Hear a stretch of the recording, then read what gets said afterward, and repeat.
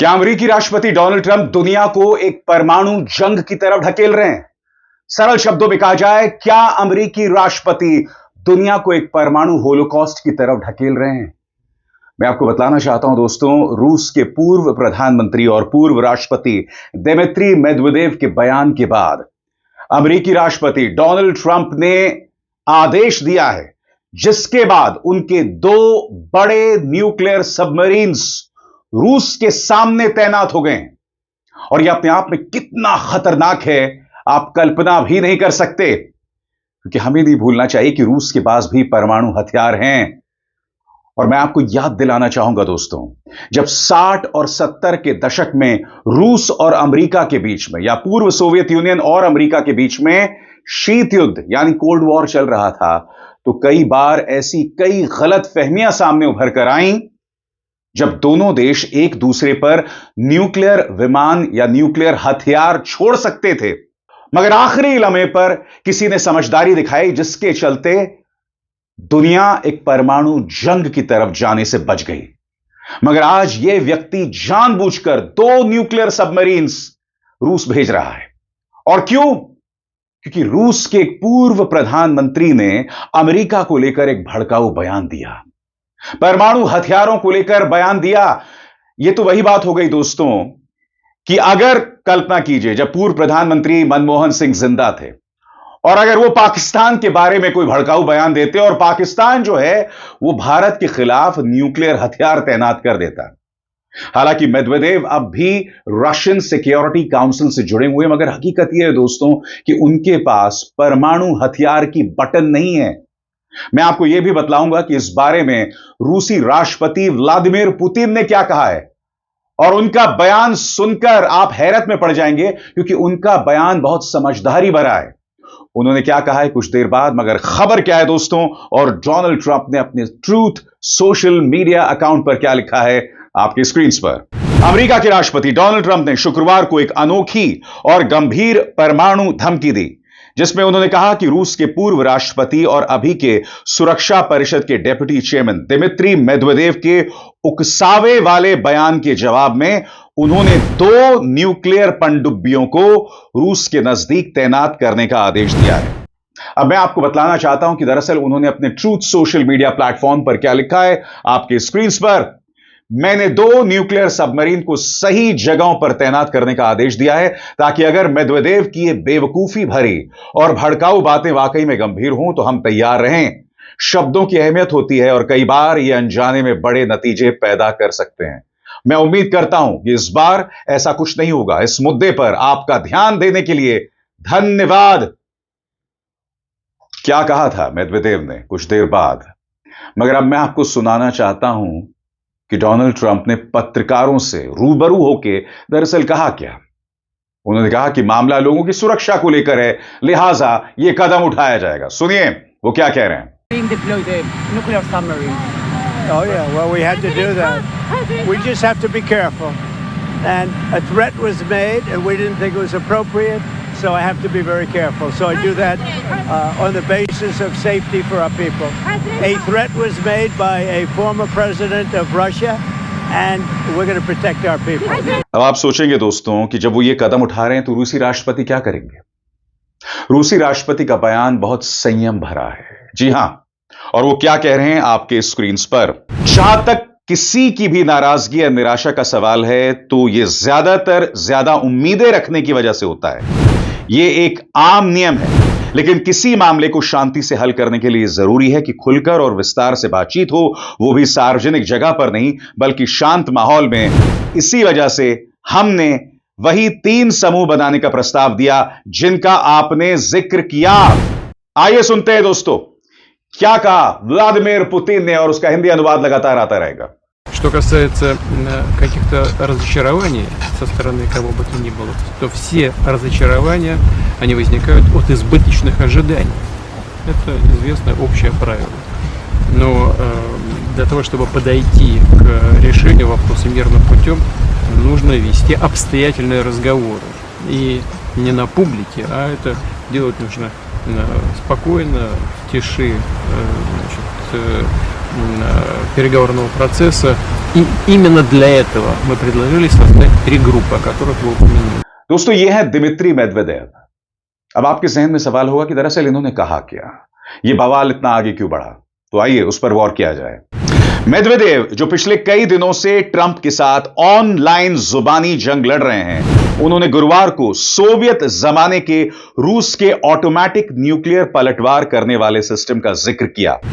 यह बयान तब आया जब ट्रंप ने मेदवेदेव को कहा था कि वो अपने शब्दों के पास ध्यान दें। सबसे बड़ी बात, इंटरनेशनल एजेंसीज मेदवेदेव की ताकत के बारे में क्या कह रहे हैं, इस पर भी गौर किया जाए। मेदवेदेव के पास रूस के न्यूक्लियर हथियार लॉन्च करने की कोई असली ताकत नहीं है। क्रेमलिन में वो ज्यादातर एक अटैक डॉग की तरह काम करते हैं, ना कि कोई बड़ा फैसला लेने वाले नेता की तरह। फिर भी ट्रंप उनसे भिड़ रहे हैं क्योंकि वो अब भी यूक्रेन युद्ध को लेकर गुस्से में हैं। गुरुवार को ट्रंप ने कहा कि रूस पर नए प्रतिबंध लगाने का इरादा रखते हैं और यूक्रेन पर रूस के हमलों को घिनौना बताया। इससे पहले ट्रंप ने कहा था कि यूक्रेन युद्ध होना ही नहीं चाहिए था। ट्रंप ने गुरुवार को यह भी कहा कि उनके विदेशी दूत स्टीव विटकॉफ अगले कुछ दिनों में रूस जाएंगे। हालांकि उनके दौरे की और जानकारी अभी सामने नहीं आई है। सबसे बड़ी बात, हमें यह भी समझना पड़ेगा कि आखिर वो कौन से 2 न्यूक्लियर सबमरीन्स हैं जिन्हें रूस के खिलाफ तैनात किया गया है, और यह जानना बहुत जरूरी हो जाता है। इस बारे में मैंने रिसर्च किया है दोस्तों, शोध किया है, और इसको लेकर क्या जानकारियां आ रही है ये मैं आपके सामने पेश करूंगा।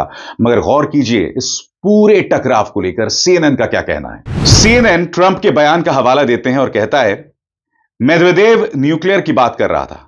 ट्रंप ने कहा, जब न्यूक्लियर की बात होती है तो हमें तैयार रहना पड़ता है और हम पूरी तरह तैयार हैं। यह साफ नहीं हो पाया कि ट्रंप जिन सबमरीन्स की बात कर रहे हैं वो न्यूक्लियर हथियारों से लैस हैं या सिर्फ न्यूक्लियर पावर से चलने वाली सबमरीन है। पेंटागन अपने न्यूक्लियर हथियारों की मूवमेंट को लेकर काफी सीक्रेट है, इसलिए ट्रंप के दावे की पुष्टि करना लगभग नामुमकिन है। लेकिन ट्रंप का यह बयान फिर भी एक तगड़ी धमकी जैसा लगा, जो कोल्ड वॉर के दौर की एक तरह से याद दिलाता है। और आगे बढ़ने से पहले एक जरूरी संदेश, मेरे कार्यक्रमों के लिए आप नोटिफिकेशन का इंतजार मत कीजिए। मेरे चैनल में जाइए और खुद जाकर कार्यक्रम देखिए और रहिए अपडेटेड। और हां, ज्वाइन कीजिए मेरा चैनल। देखिए यह जरूरी संदेश।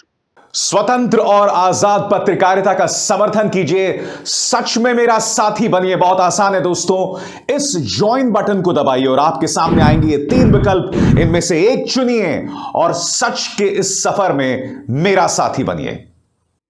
दोस्तों, आप में से जिन लोगों ने 70, 80 और 90 की दशक की हॉलीवुड फिल्में देखी हैं, और खास तौर से जिन लोगों ने टॉम क्लैंसी की किताबों को पढ़ा है, तो उन किताबों में क्या आपने पढ़ा है या उन फिल्मों में आपने क्या देखा है? उन फिल्मों में आपने देखा है कि रूस पर एक तानाशाह जो है वो बैठ गया है, उसका दिमाग थोड़ा फिरा हुआ है, वो अमेरिका से नफरत करता है और वो कभी भी न्यूक्लियर हमला करने के लिए तैयार हो जाता है। और फिर एक अमेरिकी नायक आता है, एक अमेरिकी हीरो आता है और वो इस परमाणु जंग को टालने में कामयाब हो जाता है।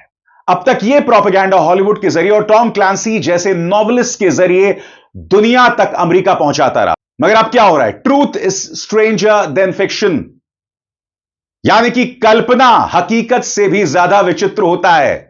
अब अमेरिका का एक राष्ट्रपति 70, 80 और 90 की दशक के रूसी खलनायक के तौर पर काम कर रहे हैं। मैं फिर आपसे पूछना चाहता हूं, कौन सा समझदार व्यक्ति एक ऐसे इंसान की धमकी में आ जाता है? वो इंसान जो ना प्रधानमंत्री है, जो ना राष्ट्रपति है। और मैं आपको बतलाना चाहता हूं, साल 2008 से 2012 के बीच में मेदवेदेव रूस के राष्ट्रपति हुआ करते थे। 2012 में व्लादिमीर पुतिन राष्ट्रपति बन जाते हैं और मेदवेदेव प्रधानमंत्री बन जाते हैं।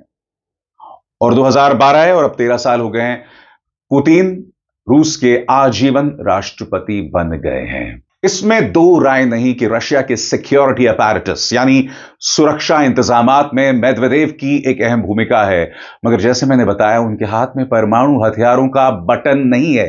वो शख्स व्लादिमीर पुतिन है और उनका बयान आप सुन चुके हैं। मगर आइए दोस्तों, अब हम ये जानने की कोशिश करते हैं कि आखिर वो कौन से न्यूक्लियर सबमरीन्स हैं जो रूस की तरफ तैनात किए गए हैं। और जैसा कि कुछ देर पहले मैंने आपको बताया, क्या वाकई ये परमाणु हथियारों से लैस हैं या फिर ये सबमरीन्स परमाणु ऊर्जा से चलते हैं? इन दोनों में बहुत बड़ा फर्क है। तो चलिए इन दो न्यूक्लियर सबमरीन्स के बारे में मुझे क्या जानकारी मिली है आपके स्क्रीन पर। मेदवेदेव के बयान के बाद जो दो अमेरिकी न्यूक्लियर सबमरीन्स रूस के पास तैनात की गई हैं, उनके नाम अभी तक किसी भी सरकारी सूत्र या बड़े न्यूज रिपोर्ट में सार्वजनिक नहीं किया गया है।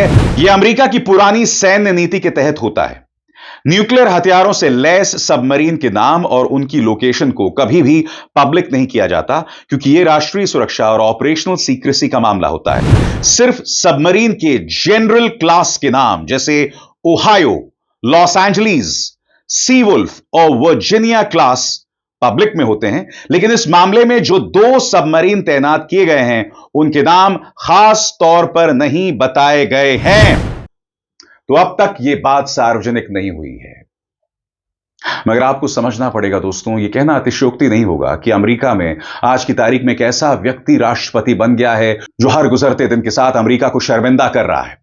मैंने पहले भी कहा था, यह अमेरिका जैसे महान राष्ट्र के पतन की शुरुआत है, बर्बादी की शुरुआत है। यह व्यक्ति न जाने किस जुनून से बहुत तेजी से यह सब कर रहा है।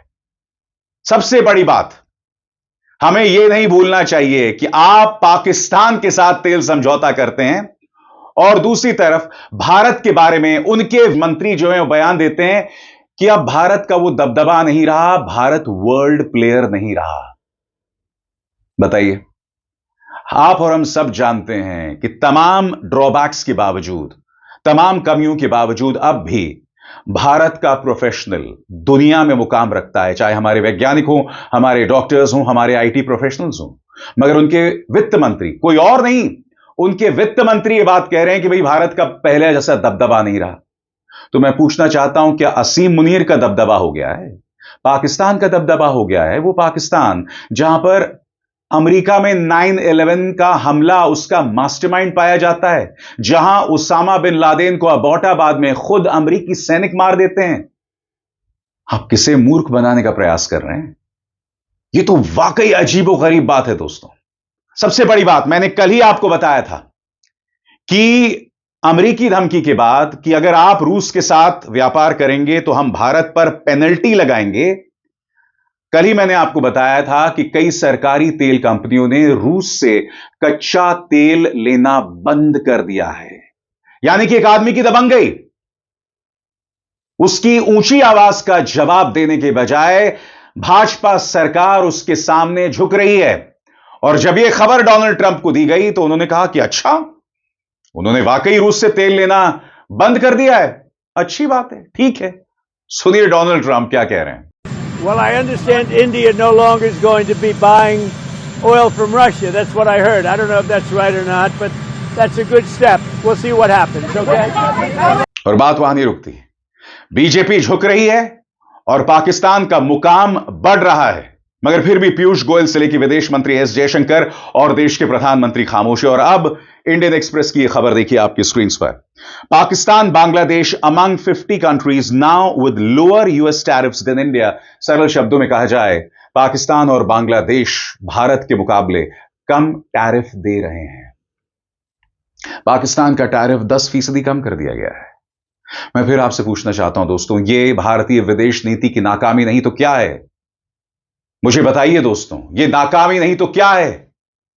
क्यों पाकिस्तान को एक मुकाम पर डोनाल्ड ट्रंप उठा रहे हैं, जबकि यह अमेरिकी सोच कभी नहीं रही है। अमेरिका ने हमेशा स्पष्ट किया है कि पाकिस्तान अपनी जमीन का इस्तेमाल आतंकवाद के लिए करना बंद करे, मगर यह व्यक्ति लगातार भारत के मुकाबले पाकिस्तान के मुकाम को बढ़ा रहा है। अब भारत बांग्लादेश और पाकिस्तान के मुकाबले ज्यादा टैरिफ देगा। भारत के बारे में ट्रंप जो है वो डेड इकोनॉमी शब्द का इस्तेमाल कर रहे हैं, मृत अर्थव्यवस्था, जो अपने आप में एक बहुत बड़ी बात है। मगर जैसे मैंने कहा ना, ट्रंप का नाम लेने की यहां पर किसी को हिम्मत नहीं है। वो ट्रंप जो दुनिया को परमाणु जंग की तरफ ढकेल रहा है।